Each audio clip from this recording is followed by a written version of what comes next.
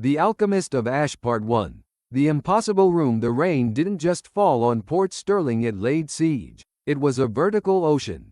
A percussive assault that hammered the steel and glass canyons of downtown, turning the forest of neon signs into a bleeding, watercolor blur. From the 80th floor of the Eyrie, the city below looked like a circuit board drowning in static, the angry flashes of lightning its short-circuiting synapses. Detective Elias Thorne, Eli, stood just inside the penthouse apartment of Julian Ardley. He stood for a full minute, a ritual of absorption, letting the place seep into him. The air inside was the antithesis of the storm, silent, sterile, and cold. It held the unnerving stillness of a vacuum, a pressurized silence that pushed against his eardrums. It smelled of ozone, expensive leather, and something else, something sweet and faintly chemical, like almonds and lavender. "He's in the study, detective," said a uniformed officer. His name tag read, Cole. He was young, his face the color of old parchment, and he kept his arms crossed,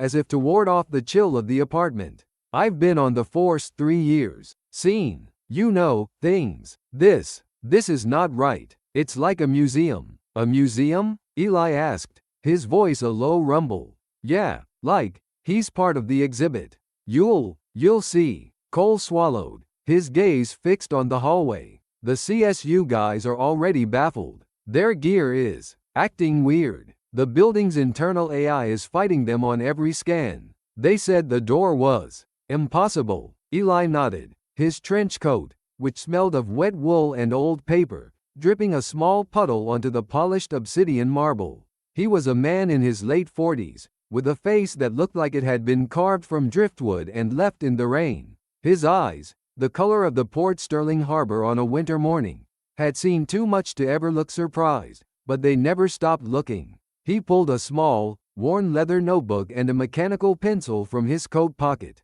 The pencil had a reassuring weight. It didn't run on batteries. It didn't connect to the net. It just worked. He walked past a collection of art so modern it looked unfinished. A holographic sculpture of a human form that shifted and dissolved uncomfortably in his peripheral vision, its movements supposedly tied to the real-time stock market, a monument to anxiety. A canvas that was just a perfect, sterile white square. Its price tag, which he'd later learn was 4.2 million credits, its only discernible feature. It was the art of a man who bought things because they were expensive, not because they were beautiful. The study was at the end of the hall. The door, a massive slab of brushed steel and smoked glass, stood ajar. The forensic breach team had already done their work, the magnetic seals severed with a high-energy charge that had left the air smelling of burnt copper.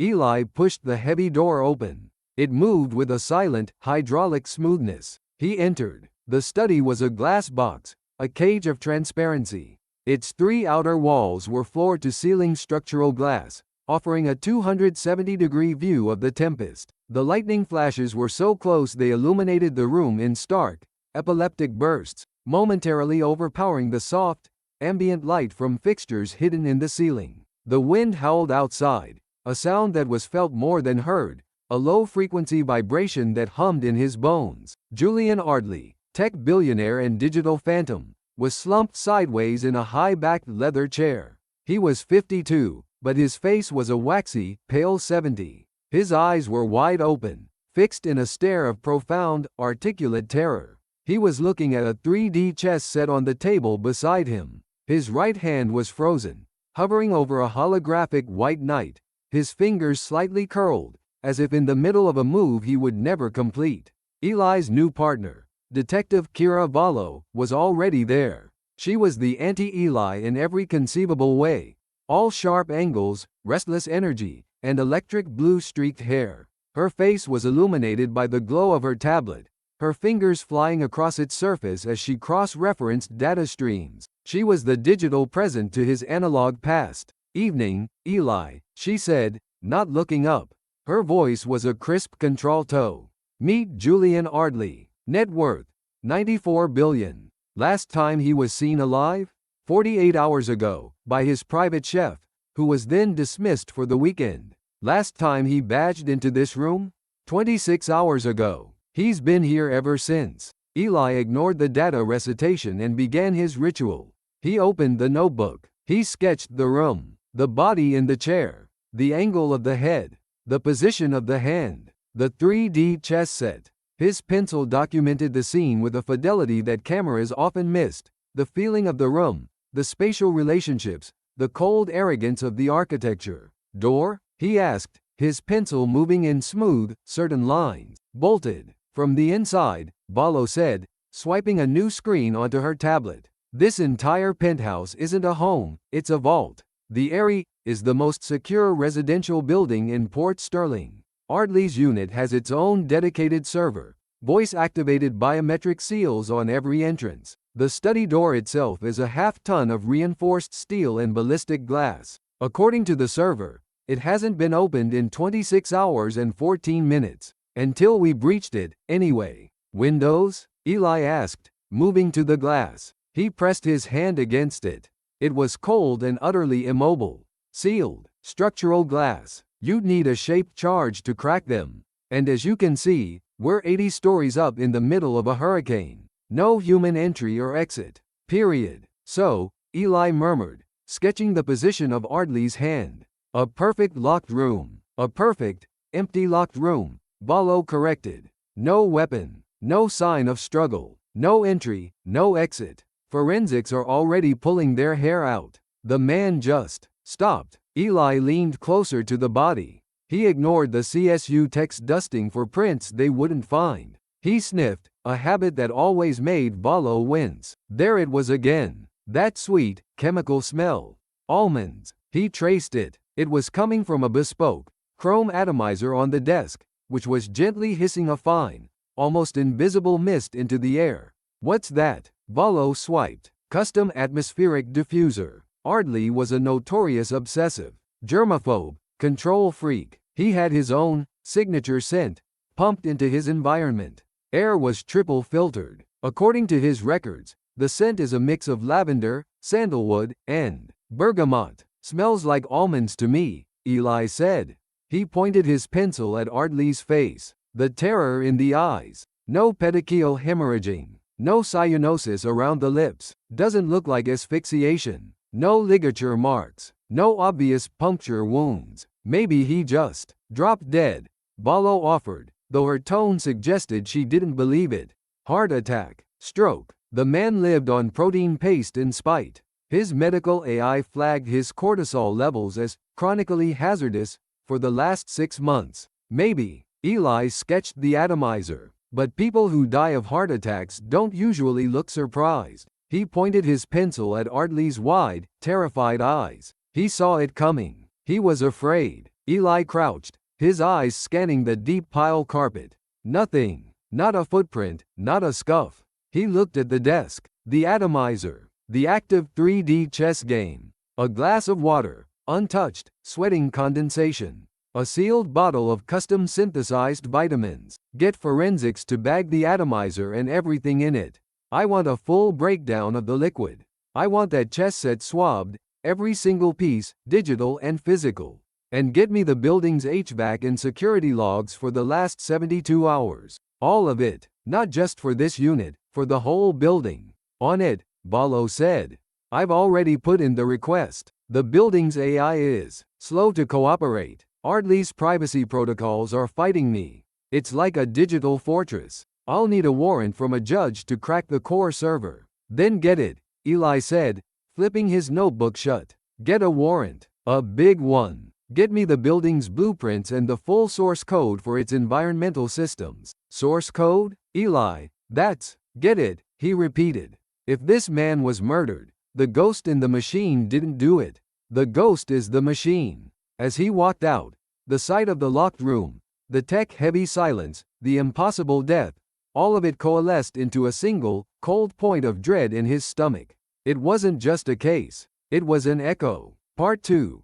The anatomy of a ghost. The Port Sterling Medical Examiner's office was a sterile white cube in the city's old government district, a place that smelled of bleach, cold metal, and the faintest, saddest hint of decay. Dr. Horace Thorne, Eli's younger and infuriatingly brilliant brother, was standing over Ardley's pale, naked body, a pair of augmented reality glasses perched on his nose. A holographic projection of Ardley's circulatory system hovered in the air above the corpse. Elias, Aris said, peeling off his gloves. He was the opposite of Eli in every way. Bespoke suit under his lab coat, sharp features, sharp, dismissive tone. Fancy meeting you here. You finally bring me a case that isn't a domestic dispute or a CI. Run down? Julian Ardley, Eli said, ignoring the jibe. The friction between them was old and worn, a comfortable irritation. Yes, I can read the toe tag. I also read the preliminary report.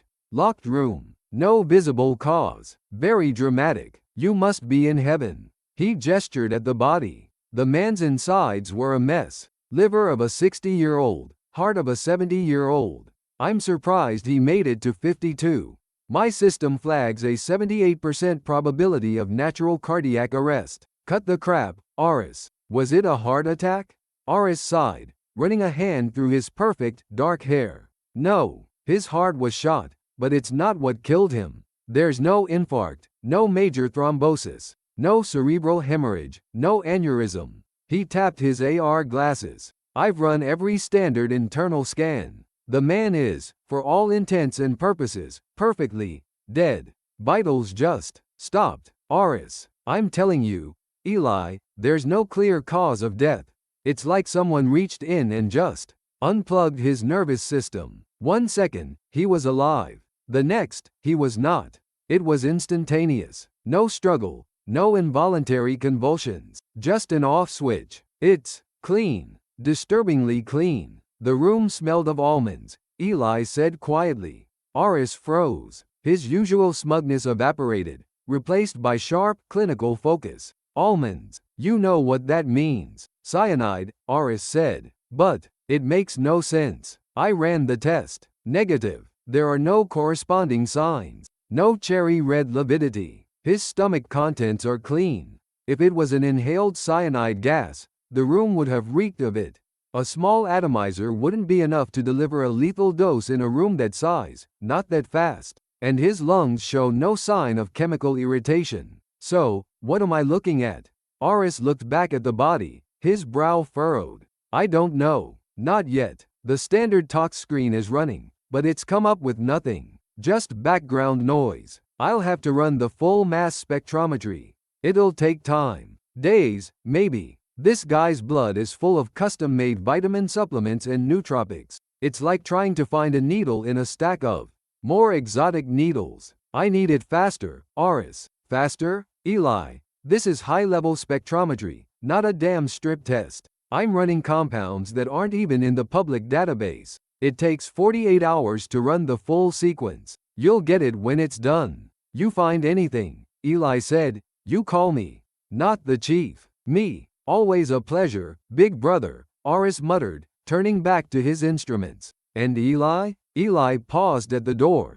Don't go chasing shadows. This isn't the Anya Hale case. Eli flinched, the name landing like a physical blow. This is nothing like Anya Hale. Isn't it? A locked room. A victim you can't figure out. A high-tech ghost. Just trust the science this time. Not your gut. Your gut gets people killed. Eli walked out without another word, the old wound stinging. He stepped out into the pre-dawn gloom. The rain had paused, leaving the air heavy and cold. He got into his car, a vintage 1990s sedan that was an antique, and sat for a moment, the sketch of the atomizer heavy in his mind. He drove home. His apartment was small, Spartan, and overlooked a brick wall. It was a monk's cell, furnished with a bed, a chair, and a drawing table. He didn't go to sleep. He unlocked a heavy, old-fashioned footlocker and pulled a thick, full notebook from it. On the cover, in his neat, architectural script, it read, Anya Hale. He opened it. Sketches of a different victim. A different locked room. A financial analyst who had seemingly vanished from her apartment. The door bolted from the inside. They had found her a week later. Cause of death. Undetermined. Dehydration, the coroner ruled. But Eli knew it was murder. He flipped the page. A sketch of his old partner, Sarah, laughing, coffee in hand. He flipped again. A sketch of the apartment door, the breach team setting up. He'd had a feeling. A gut feeling. He'd told them to wait. that something was wrong with the tech, but the captain had overruled him. He remembered the comms. Her voice, first confused, then panicked. Eli, the heat. God, the heat. The system's gone crazy. It's 100 N. The comms had clicked off. A logic bomb. A tech booby trap the killer had left in the smart home's environmental controls. It had superheated the room to 200 degrees Celsius in 90 seconds. An oven. The killer, a digital phantom they'd codenamed Cypher, had wiped every trace. The case had destroyed Eli's faith in technology and ended his career as a rising star, banishing him to the cold case squad. Until now, this felt the same. This felt personal. His phone buzzed. A text from Valo. Got the logs. You won't believe this. He met her at a 24-hour diner that smelled of burnt coffee and regret. She had her laptop open, the screen scrolling with endless lines of code. Okay, she said, her voice wired. I got the warrant. The AI fought me, but a judge's digital seal is still king. Here's the Ares security log. Flawless. No breaches. No unauthorized entries. Nothing. The digital locks are 1024-bit encrypted. Unbreakable. And the part one won't believe? Eli asked, sipping the terrible coffee. She smirked. The HVAC log. You know how Ardley's study was a sealed system? Self-contained air supply? Yeah. The signature sent. At 3:07 a.m., 26 and a half hours ago, the entire penthouse system rebooted. Security, HVAC, everything. It's a standard handshake protocol, happens once a week. The system goes offline for exactly 120 seconds. 2 minutes, Eli said. Long enough for what? Long enough for anything. But here's the kicker. During that 2-minute window, the HVAC log shows an anomaly, a purge and vent cycle that isn't on any maintenance schedule. It's not a cycle, even. It's a single, high-pressure injection of air into the study, immediately followed by a high-velocity vent of the study's entire air volume. The whole event lasted 10 seconds. A purge, Eli said. An injection. And then a purge. He injected something, then scrubbed the air, Valo said, her eyes wide. He used the HVAC system as a weapon. Eli felt a chill go down his spine. It was Sarah's case all over again. A weaponized environmental system. And then there's this, Valo said, turning the laptop. It was a video file. Security feed from the service elevator. 3:05 a.m. 2 minutes before the reboot. The video was grainy, shot from a high, awkward angle. A figure in a dark janitorial uniform pushed a cleaning cart out of the elevator on the 79th floor, the service level just below Ardley's penthouse. The figure was masked, gloved, and wore a baseball cap pulled low. They moved with an efficiency that was almost robotic. They unlocked a maintenance panel, panel 79B, fiddled with something inside for exactly 30 seconds, closed it, and were back in the elevator before the doors had even finished opening. Who's that? Eli asked. Janitorial staff. His name is Miguel Ramirez. Cleared. He's on the schedule. Except, he wasn't. I cross-checked. The real Miguel Ramirez called in sick. This guy used his credentials. A perfect clone of the keycard. A perfect mimic of his biometric pass. By the time the real janitor's absence was logged, this ghost was gone. So he gains access to the 79th floor, Eli said, his pencil starting to move in his notebook, sketching the ghost from the video. He accesses a panel. What's in panel 79B? Valo's eyes were bright. It's the manual override for the 80th floor penthouse's environmental controls. He didn't need to get into the locked room, Eli. He had the locked room. He controlled the air. He's back, Eli whispered. Who's back? Valo asked. Cypher, Eli said, his face grim. The man who killed Sarah. The man who killed Anya Hale. Part 3. The Ghost and the Queen. Valo looked stunned. Cypher? The Anya Hale killer? The case that got your partner. She trailed off. Eli, that case is 5 years cold. Cypher is a boogeyman, a legend. A story digital forensics grads tell each other. You're saying he's real, and he's here? A boogeyman who uses weaponized HVAC systems to kill, Eli said flatly. This is his signature. A high-tech, remote, Impossible, murder. Get me everything on Miguel Ramirez. Now, their first stop was Miguel Ramirez. His apartment was in the Lowe's, a sprawling district of subsidized housing blocks that stood in the permanent shadow of towers like the Eyrie. The air in the hallway smelled of boiled cabbage and mold. They found him not packing a bag, but sitting at his kitchen table under a flickering fluorescent light, his two young children asleep on a cot in the next room. His hands were shaking so badly he could barely hold his coffee mug. I ain't a snitch," he stammered, his eyes wide with fear as Eli badged him. "You're not a snitch, Miguel. You're a witness," Eli said, his voice calm, at odds with the man's panic. He looked at the meager apartment, the threadbare clothes. "You called in sick." I got a message. On my comm. Anonymous." He fumbled for his device, showed them the text. "Be sick. 5,000 credits." "And?" Valo asked, her tone sharp. "And the credits appeared. In my account. From a ghost wallet. 5,000 credits, detective. That's 2 months' rent. My wife. She needs medicine. This stuff." He pointed to a high-tech auto injector on the counter. "It's not covered. I took my kids, my wife. We went to the coast. I just got back. I heard Mr. Ardley was dead. I was gonna run." "Who was the man who paid you?" Eli asked. "I don't know. I never saw him. But he knew my schedule, he knew my keycard. He knew everything. He knew my wife's medical history. He knew her prescription. He sent me a picture of my kids, at the park. Just a picture. He said, 'Enjoy your family.' It wasn't a suggestion, detective. It was a threat. This ghost is a professional," Valo said as they walked back to the car, the air thick with the smell of ozone and damp pavement. "He's not just a tech whiz. He's an infiltration specialist. He didn't just hack the system, he hacked the person. He needed a window," Eli said, "and he bought one with 5,000 credits and a threat. This is Cypher. This is his methodology. He finds the cracks in the human wall, not just the digital one. He makes people complicit in their own fear." "So, what's our play?" Valo asked. "We're chasing a killer for hire, a phantom who's been dark for 5 years. Where do we even start?" "We start with the person who paid him," Eli said.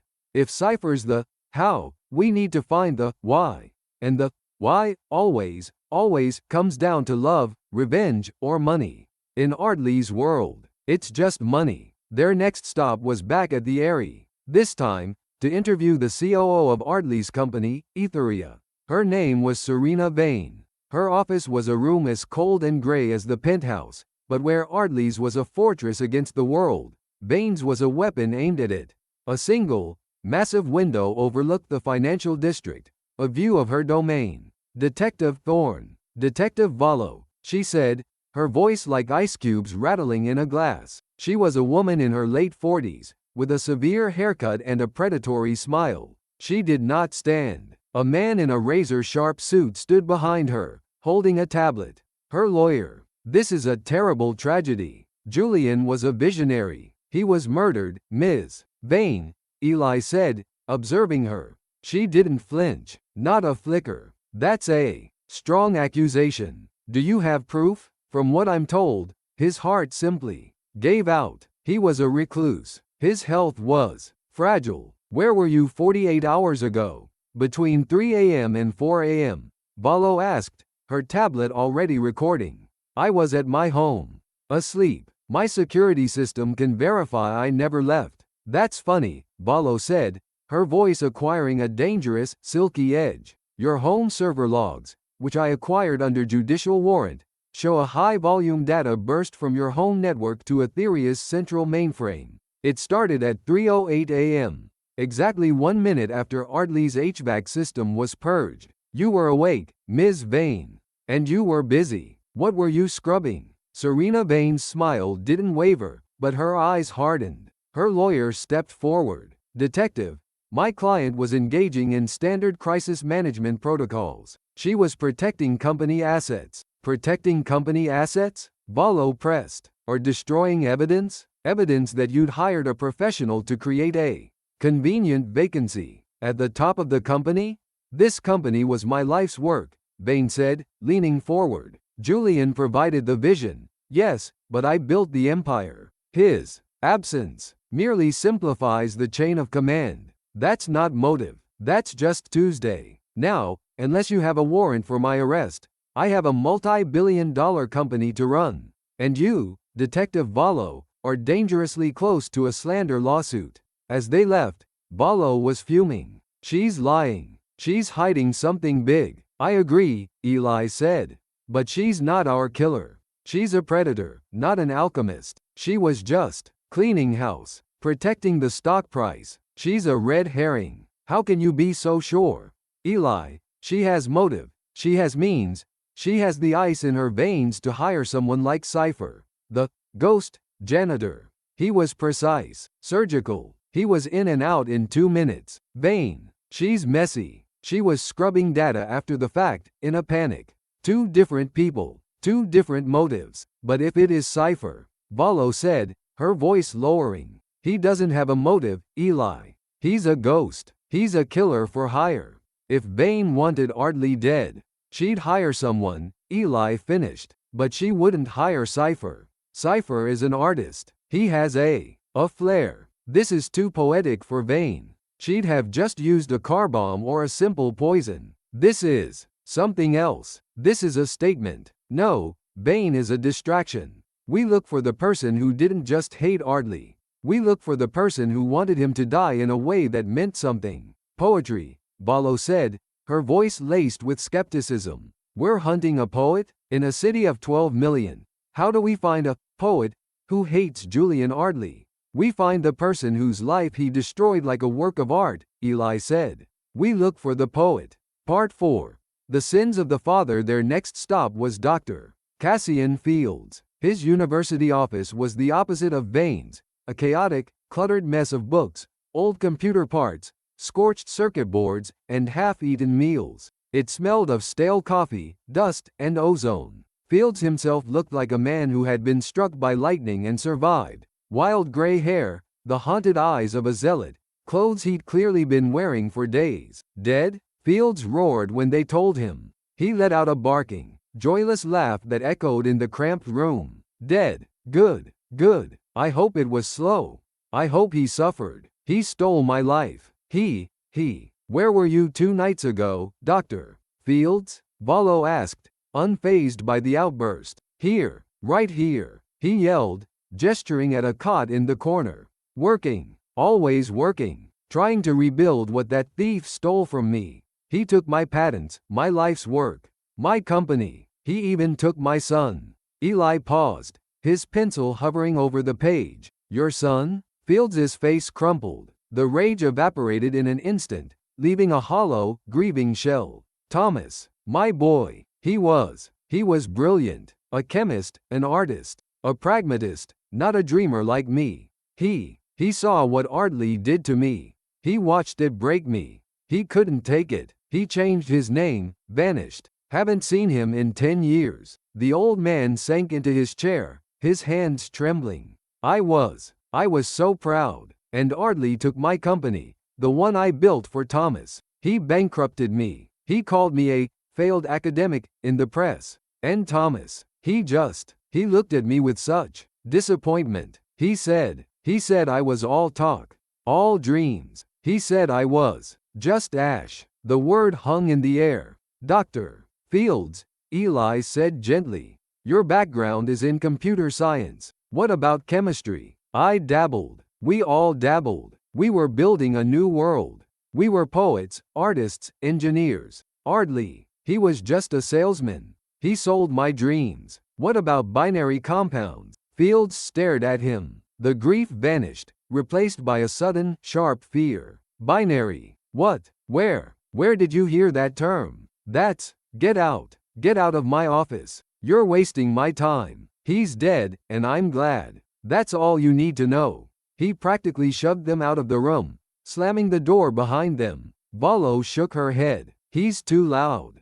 too obvious. A man that angry, he'd have used a brick, not a whatever this was. Another dead end. Not a dead end, Eli said, looking at his notebook. He had sketched Fields's face, but he was focused on the word he'd written, Ash. He's not our killer, Eli said. But he just gave us the motive. Back at the precinct, Ballo was inputting the new data, trying to find a digital trail for Thomas Fields. Eli stood in front of the blank whiteboard, his hands in his pockets. You're quiet, Ballo said. This whole thing, Eli said, it stinks of poetry. The sun, Ash, the locked room. It's theatrical. It's like the Anya Hale case. Cypher left a marker, a digital tag in the code, a little laughing ghost icon. It was a signature. He was an artist. This feels the same. Bane is all prose. This is something else. Eli, Ballo said, swiveling in her chair. I respect your gut. I really do. But my data says Serena Vane has the motive, the means, and the opportunity. She's a high probability suspect. Cassian Fields is a high emotion suspect. Your poet is a ghost. We can't arrest a metaphor. We need evidence. Then let's go get it, Eli said. This, Thomas Fields. He vanished 10 years ago. A kid that smart, that angry. He didn't just disappear. He became someone else. Find me the man he became. Just as Ballo was about to argue, Eli's calm chirped. It was Aris. Elias. His brother's voice was tight, not with smugness, but with a rare, cold awe. You need to get down here. Now. And bring your partner. What I found. You're not going to believe it. They found Aris in his clean room, the lights dimmed. A complex molecular diagram was displayed on the main screen. The atomizer liquid came back, Eli said, walking in. Yes, Aris said, holding up a test tube of clear liquid. Lavender, sandalwood, and bergamot. Utterly, completely harmless. The chess set? Wiped clean. Not a single print, not even Ardley's. But we got trace fibers. And a smudge on the white knight. The one he was reaching for. A non-reactive, silica-based polymer. Basically, a tiny fleck of 3D printing resin. Also harmless. So, Eli summarized, we have a ghost janitor who triggers a mystery HVAC cycle. We have a dead man in a locked room. And we have a room full of harmless things. Not quite, Aris said. He tapped the screen. I finished the mass spectrometry. You were right about the poison. But it's not cyanide. It's nothing and everything. Speak English, Aris, Ballo said. On their own, the compounds in his blood are inert. But I found two separate, synthetic precursor chemicals. Let's call them A and B. I've never seen them before. They're custom synthesized, harmless apart. But I ran the simulation. When A and B aerosolize and combine in the presence of a specific catalyst, say, an electrical charge or a burst of ozone, they become lethal, Eli finished. Lethal doesn't cover it, Aris said, his voice hushed. It's a binary neurotoxin. It doesn't just block receptors, it disassembles the synaptic process. It stops the heart, the lungs, the brain. All at once. It would kill a man in seconds. He'd be dead before he knew he was breathing it. The perfect murder weapon. It's not a weapon, Eli. It's a formula. It's an equation. An equation, Eli repeated, the word echoing. The purge and vent cycle, Ballo said, her eyes wide. What if it wasn't just air? What if it was an ozonated purge? Precisely, Aris said. It would act as the catalyst, combine the two airborne precursors, and kill him instantly. The purge cycle would then vent the room, removing the evidence. By the time we got there, all that was left was the almond smell, the residual decay signature of the toxin. He's brilliant. So, Eli said, a cold certainty settling in his stomach. Our killer needed to get two separate, harmless chemicals into the room, then trigger the HVAC purge. A ghost in the machine, indeed, Aris said. But who, Eli? Who could even think of this? Eli was already walking out the door. I know who could think of it. Ballo, I'm going back to see Fields. I need you to find a ghost. Cypher? No, not yet. A different one. Find out who Athelred Designs is. What's that? It's the name Cassian Fields' son would choose, Eli said.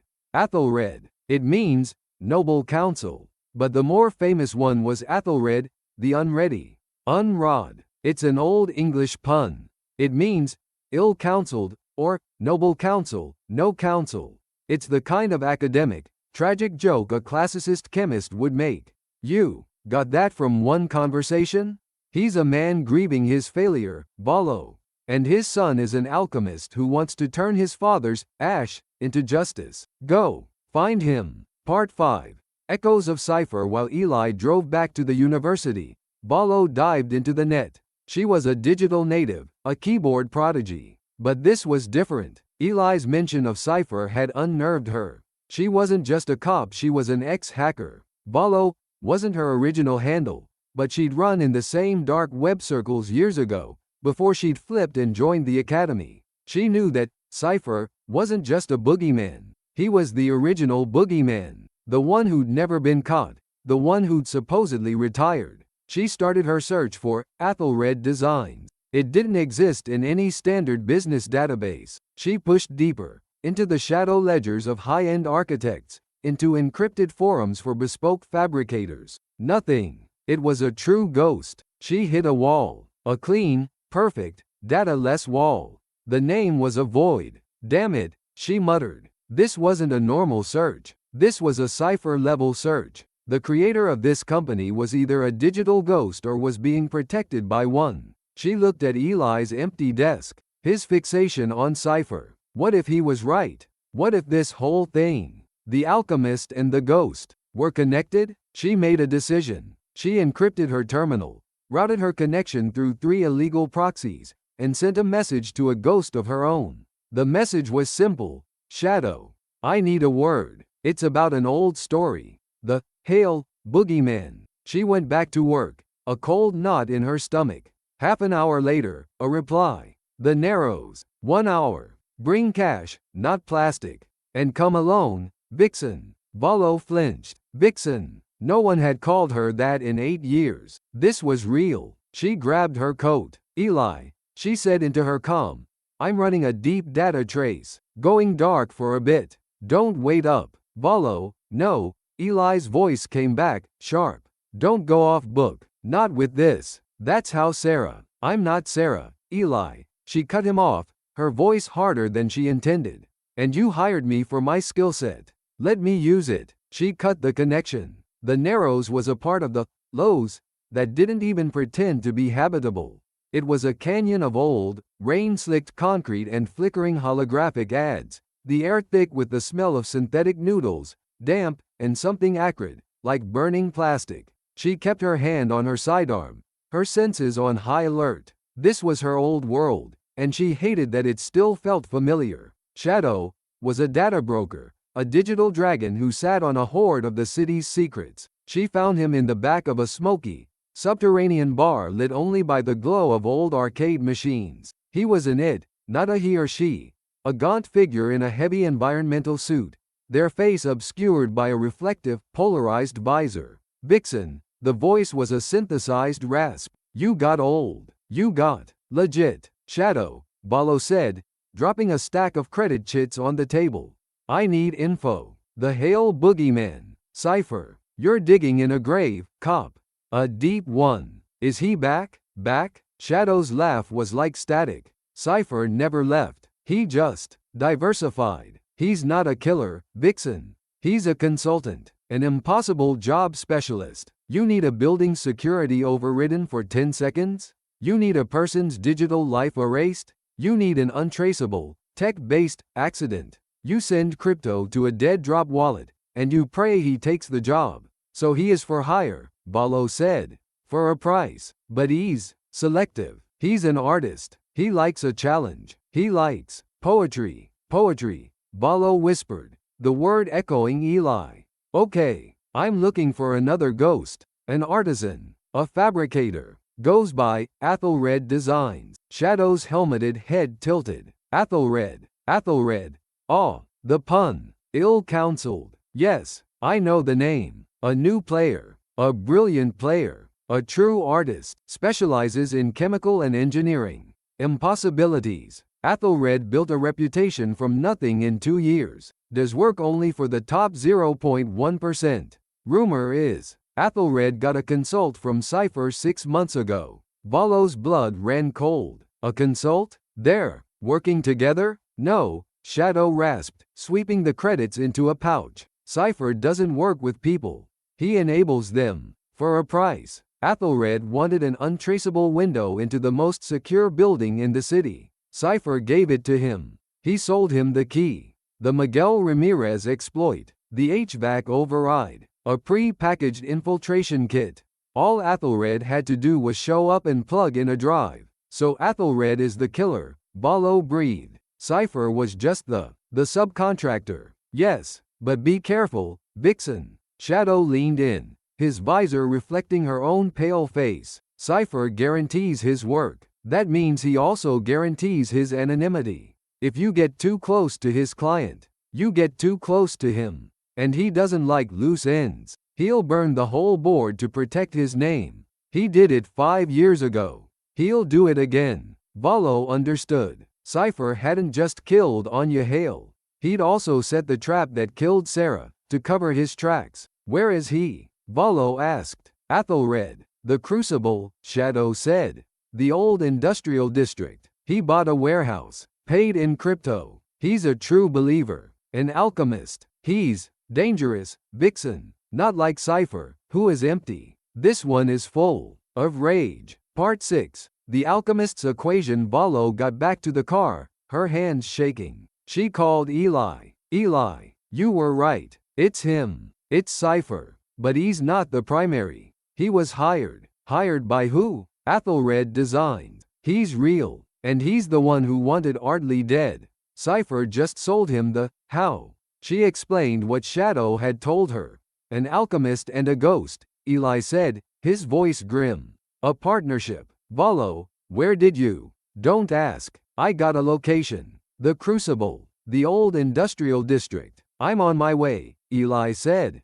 I'm still at the university. Cassian. He's a broken man. He gave me something. His old dissertation. Project Alchemist. It's all in here, Ballo. The theory. Binary compounds. Targeted delivery. Catalytic reactions. It's a blueprint for the whole damn thing. His son didn't just get revenge. He finished his father's work. But as Eli was driving, Ballo's tablet pinged. A priority alert from Aris. Ballo, not Athelred. Red flag. The neurotoxin. The precursors. I finally isolated the base compounds. They're not just custom. They're a variant of something. Something I've seen before. It's a patented compound from Neurolytic Solutions. Eli, Ballo said into her comm, hold up.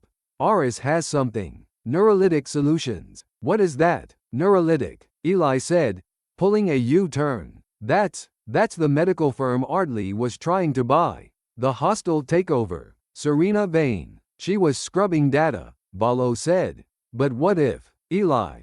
What if the toxin wasn't custom made by Athelred? What if it was stolen from Neurolytic? And Serena Vane would have access, Eli finished. A firm specializing in neurotoxins. A hostile takeover that would make her COO of that company, too. She had motive, she had access, and she had the money to hire Cypher, Ballo said. We were wrong. Fields was the red herring. Vane is the killer. They hit Vane's office with a full warrant and 2 uniforms. This time, Serena Vane stood up. The predatory smile was gone. Her lawyer was nowhere in sight. This is harassment, detectives, she said, her voice tight. Neurolytic Solutions, Eli said, dropping the file on her desk. Vane's face went white. Aris Thorne just matched the toxin in Ardley's blood to a patented compound from their research labs, Ballo said, her voice like steel. A company you were supposed to be acquiring. A company whose research you were auditing. Your data scrub, Eli said, leaning in. It wasn't to protect Etheria's stock. It was to hide your illegal transfer of their research data. You stole their neurotoxin. Vane stared at them. Her icy composure cracked, and for a second, Eli saw pure, animal panic. Then she collapsed into her chair. I didn't, she whispered. I copied the files. Yes, it's industrial espionage. I was going to leverage it in the acquisition. But I never. A toxin? I thought it was a nootropic, a cognitive enhancer. I swear to God, you hired a killer for hire named Cypher, Ballo pressed. You paid him to create an accident for your boss, and you gave him the poison to do it. Cipher? Bain looked genuinely confused. No, I wouldn't even know how. I scrubbed the data because I knew the acquisition was dead with Julian. I was covering my tracks. The espionage, it would ruin me. But, murder? No. I'm a businesswoman. Not that. Eli watched her. He sketched her face. The lines of panic were real. The confusion was real. She was a criminal, but she wasn't a killer. She's telling the truth, Eli said to Valo. What? Eli, the evidence. The evidence is a circle. And it's pointing the wrong way. Look at her. She's a shark, but she's not a monster. He turned back to Vane. Who else knew about neurolytic?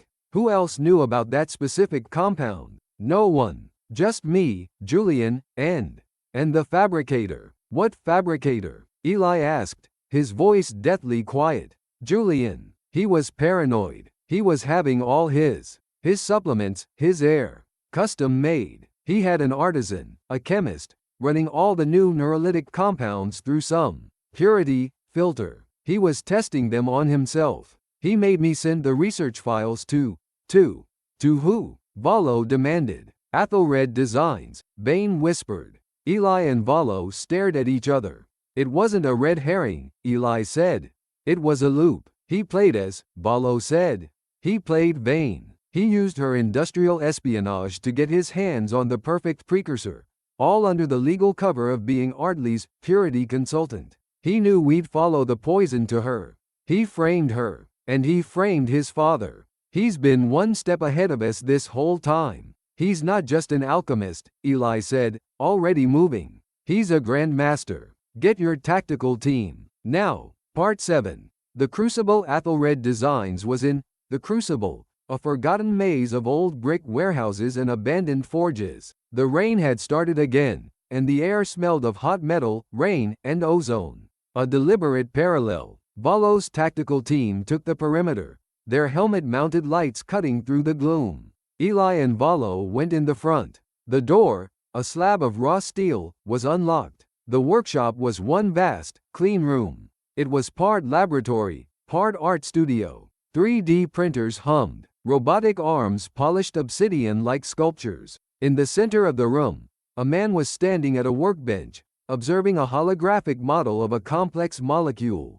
He was tall, thin, and moved with a dancer's precision. He looked to be in his early 30s, with his father's haunted eyes and a calm, unnerving stillness. He didn't look up as they entered. Mr. Thomas Athel? Eli said. That's the name on the door, the man said, his voice a soft, level monotone. We have some questions for you, Mr. Athel, Valo said, her hand resting on her service weapon. Or do you prefer Thomas Fields? The man stopped his work. He set his tools down with perfect care. He turned, slowly. He looked at Eli, then at Valo. There was no surprise, no fear, only a profound, chilling emptiness. I wondered when you'd arrive, Thomas said. You're Detective Thorne, the one who sketches. I appreciate your analog approach. It's methodical. You found the flaw in the vein loop. She was a sloppy variable, but useful. You used her, Valo said. You used her to get the poison. Precursor A, Thomas corrected. A harmless half of an equation. She's a thief. I just directed her avarice. And my father, he provided the motive. All the pieces were there. I just assembled them. It's a long way from a university chemistry lab to a shop like this, Eli said, walking slowly into the room. My father was the visionary, Thomas said, but I was the pragmatist. He wanted to change the world. I just wanted to build things. When Ardley destroyed him, my father, he just collapsed. He gave up. He became ash. He gestured to a small, elegant urn on his workbench. He died 2 years ago, detective.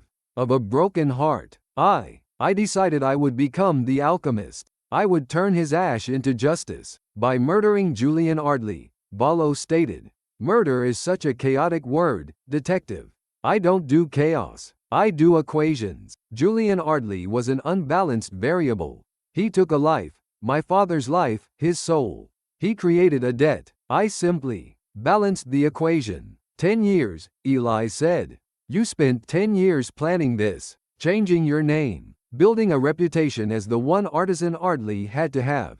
You built his atomizer. You built his chess set. He was a man of exquisite, empty tastes, Thomas said, gesturing to his workshop. He collected unique things. So I made myself unique. I built his atomizer, a beautiful little machine. It aerosolized precursor A, stolen by Ms. Vane. So finally it was just part of the air he breathed. He loved the smell. And the chess set, Eli said. My masterwork, Thomas smiled, a small, cold expression. I studied his chess habits for a year. I knew which game he'd be playing. I knew which piece he would be focused on. Coated with precursor B, suspended in a silica shell, synthesized from my father's own work. Poetic, don't you think? The father's genius, the son's pragmatism, and the enemy's own thievery, all combining in one perfect, fatal breath. And the ghost janitor? Vallo asked. Cipher? Thomas looked genuinely surprised. Oh, you found him. A necessary tool. A scalpel to open the door. He handled the how. I handled the why. But the art, detective. The art was mine. He triggered the purge. The capsules ruptured. A reacts with B. The equation balances. He died breathing his own arrogance, in the very room he built to keep the world out. He spoke with the detached pride of an artist explaining his technique. All that work, Eli said, pulling out his handcuffs. All that brilliance. For what? Revenge? Justice? Thomas corrected, his voice hardening for the first time. My father is a ghost, haunting a university office. Julian Ardley is a body on a slab. Tell me, detective, which one is more just? That's not for you to decide, Vallo said. Thomas Fields held out his hands. As Eli moved forward, the smile on Thomas's face widened. You're right, Detective Vallo. It's not for me to decide. He tapped a key on his workbench. But it's not for you to decide, either. The clang of magnetic locks echoed through the warehouse as steel shutters slammed down over the doors and windows, plunging the room into darkness, lit only by the hum of the 3D printers and the holographic molecule. A hissing sound started. A familiar, sweet, almond-like smell filled the air. What did you do? Vallo yelled, drawing her weapon. A contingency, Thomas said, his voice calm in the dark. Cypher's specialty. He calls it, burning the board. This workshop, it's just like Ardley's study. A sealed box. And in 60 seconds, the vents will pump in a concentrated, pre-catalyzed version of my little formula. He's flushing the room. Eli yelled, the memory of Sarah's death hitting him like a physical blow. Vallo, the control panel. Find the control panel. I can't, Vallo said, her voice tight with panic. It's not on the network. It's air-gapped. Not for me, Thomas said. He pulled a rebreather from under the bench and slipped it on. My equation had one variable I couldn't account for. You, Detective Thorne, the analog man. So I prepared an analog solution. He's going to gas us. Eli shouted. He saw a fire extinguisher on the wall, grabbed it, and smashed it into the glass of the holographic display. The room went pitch black. Vallo, your light. Vallo's tack light cut through the dark, finding Thomas already at a side door. Eli lunged, tackling him. They went down hard. The panel, Vallo. Eli grunted, struggling with a surprisingly strong Thomas. It's locked, she yelled. Digital lock, keypad. Cypher's work. I can't break it in time. You're an ex-hacker, Eli roared, dodging a blow from a piece of metal Thomas had grabbed. You're Vixen. Break it. Her name, spoken by him, cut through her panic. She looked at the keypad. It wasn't just a lock. It was a challenge. She slammed her tablet against the interface. A jury-rigged connection. It's a logic bomb, she hissed, her fingers flying. He's in here. Cypher. He's watching. She saw his digital signature, the one she'd last seen 8 years ago. A stylized, laughing ghost. The hissing grew louder. The almond smell was overwhelming. Eli's lungs burned. He felt his muscles begin to twitch. He's trying to brute force my hack. He's good. He's so fast. He's anticipating my moves. Vallo. Eli gasped, his vision starting to tunnel. I can't beat him, Eli. She panted, sweat stinging her eyes. He's too fast. But I don't have to beat him. I just have to redirect him. She didn't try to break the lock. She rerouted the logic bomb. She aimed Cypher's own attack at the building's main power grid. Gotcha, she whispered. The lights flickered. The hissing stopped. The magnetic locks on the main door clanged and slid open. The tactical team burst in, flooding the room with light and fresh, rain-washed air. They found Eli on the floor, Thomas Fields unconscious beside him, his rebreather mask cracked. Eli pushed himself up, coughing, his heart hammering. He looked at Valo, who was slumped against the wall, her tablet smoking, its screen a spiderweb of shattered glass. He's gone, she said, her voice a ragged whisper. Cypher. The second he knew I'd seen him, he vanished, wiped the connection. He triggered a feedback loop. He fried my tablet. But we got the alchemist, Eli said, kicking the useless rebreather away from Thomas's hand. Part 8. Carry the one. The rain had finally stopped. The city was sharp and clean in the cold, clear night. Eli and Kira were on the rooftop of the precinct. The city lights spread out below them like a galaxy of fallen stars. He confessed, Kira said, sipping a real coffee from a ceramic mug. Full confession. Laid out the whole thing. He's proud of it. His lawyers can't do a thing. He called it his opus. He'll spend the rest of his life in a concrete box, Eli said, closing his notebook. He balanced his equation, but he forgot to carry the one. And Fields, the father, Aris is talking to him, trying to explain. I think he's too far gone. He just kept holding that old dissertation, muttering, my beautiful boy, my beautiful equation. And Vane? The SEC is tearing Etheria apart, thanks to your anonymous tip about her industrial espionage. She's finished. She'll do time, but not for murder. They were silent for a moment. You know, Kira said, Aris called. He didn't apologize. Not really. But he said, Elias was right about the smell. Then he said, and your partner, her rerouting of that logic bomb. It was elegant. Then he hung up. Eli almost smiled. High praise. This case, Eli, it was your Anya Hale case. A tech ghost. A locked room. A trap. But this time, we got out. We got one of him, Eli agreed. Cypher is still out there. I know, Valo said, her eyes hard. She was holding a new tablet, identical to the last. But he made a mistake. He thought I was just a cop. He didn't know Vixen was on the case. When I rerouted his attack, I left a little something. A tag. A digital breadcrumb. It's buried so deep in his own code he won't find it for months. But when he does, I'll be waiting. Eli looked at her, a new, profound respect in his eyes. He opened his notebook. He was sketching. Kira looked over. He wasn't sketching the skyline. He was sketching her, at the console in the workshop. Her face illuminated by the glow of her fried tablet, her fingers a blur, the smoking tablet in her hand. What's that, boss? Eli looked at the sketch, a new appreciation for the lines of her world, a fusion of his analog and her digital. Just getting the details right. He closed the notebook. Come on, Valo. I'm buying. The coffee here is terrible. Kira smiled, a real, tired smile. It is, but I know a place.